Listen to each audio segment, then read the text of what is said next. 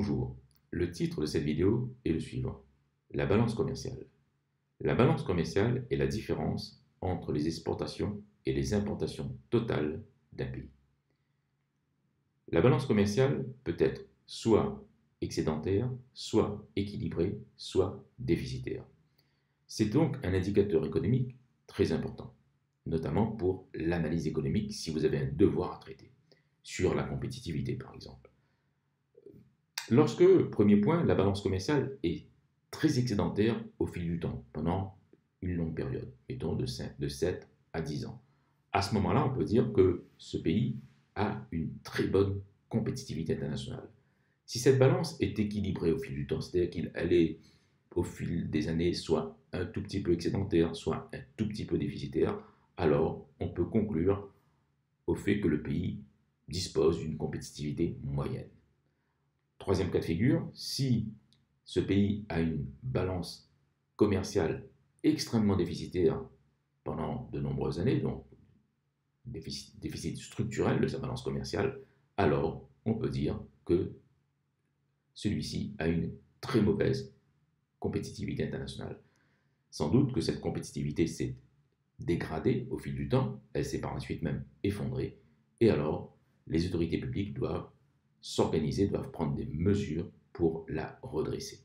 Parce que dans le cas contraire, il y a toute une série d'aspects économiques qui sont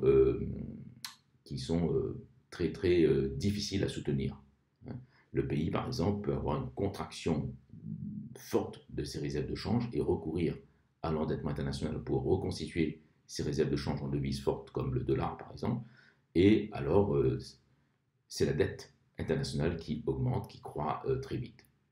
Et naturellement, toutes les conséquences qu'il y a en matière de paiement des dettes, et on a vu que bien souvent, les pays n'arrivaient plus à un moment donné à payer leurs dettes.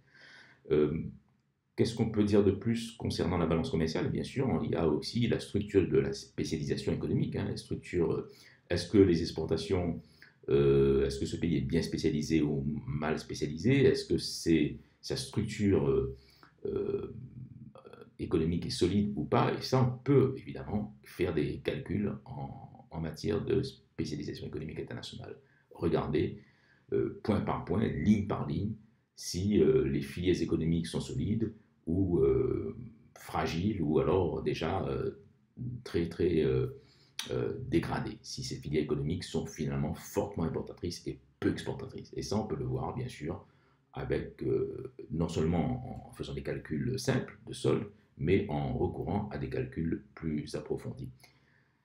Donc retenez ceci, c'est un indicateur économique important. Retenez aussi que vous pouvez l'utiliser très facilement dans un devoir qui porte sur le commerce international. Retenez aussi que c'est un outil d'analyse économique qui va vous donner un plus lorsque vous avez une dissertation d'économie à faire ou même un oral à passer.